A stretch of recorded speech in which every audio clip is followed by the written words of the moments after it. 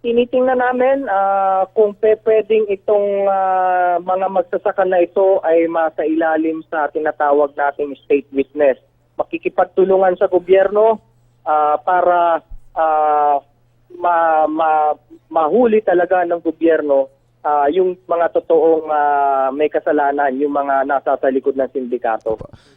Iaapela ng mga abogado ng mga opisyal ng kooperatiba sa Central Luzon na inaakusahan ng smuggling sa Department of Justice o DOJ na gawin silang state witness upang matukoy ang tunay na nasa likod ng malawakang smuggling ng bigas sa bansa.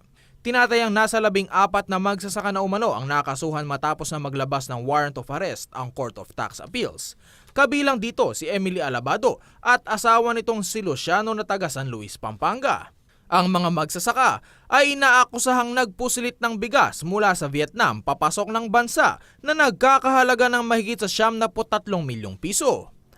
Ayon sa abogado ng mga opisyal ng kooperatiba na si Attorney Joven Evangelista, masasayang lamang ang oras at pondo ng gobyerno kung itutuloy nila ang kaso laban sa mga ito.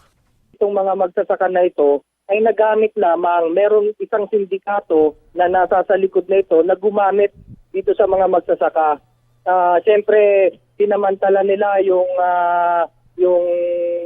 kawalang kaalaman ng mga magsasaka, yung kanilang kamangmangan, yung iba talaga hindi nakapag-aral, at nagpapirma sa kanila ng mga sari-saring dokumento na ang akala nitong mga magsasaka na ito ay makakatulong sa kanilang kooperatiba. Pero ang totoo pala noon, ginagamit lamang ng sindikatong ito sila para illegal na makapag-import ng bigas.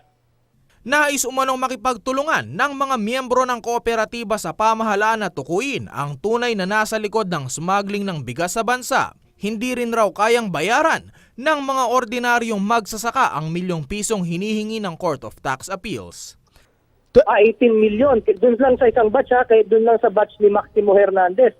18 million. Kahit balibalik ta rin mo itong mga magsasaka na ito, hindi naman makakabayad to ng 18 million. Makukulong pa. Walang 18 million. Nakikita naman natin kahit mag-imbestiga siguro tayo, talagang wala namang kapera-pera ito.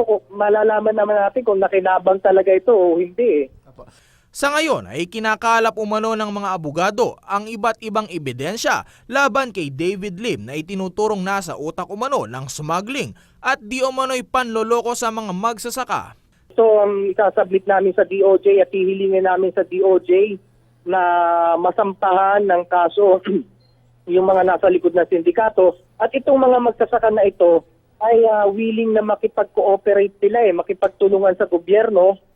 Sa ngayon, gumagawa ng paraan ang mga akusado upang makapagpiyansa sa halagang mahigit sa 100,000 piso. Ng bond, Ang problema sa ngayon wala pang bonding company na ini-issuehan ng Supreme Court ng renewal ng kanilang license para mag-issue ng bond. So hinihintay-hintay lang namin na yung bonding company ay makakuha ng kaukulang lisensya para makapag-issue ng bond. Ako po si Joshua Lansangan, alerto, alisto sa pagbabalita.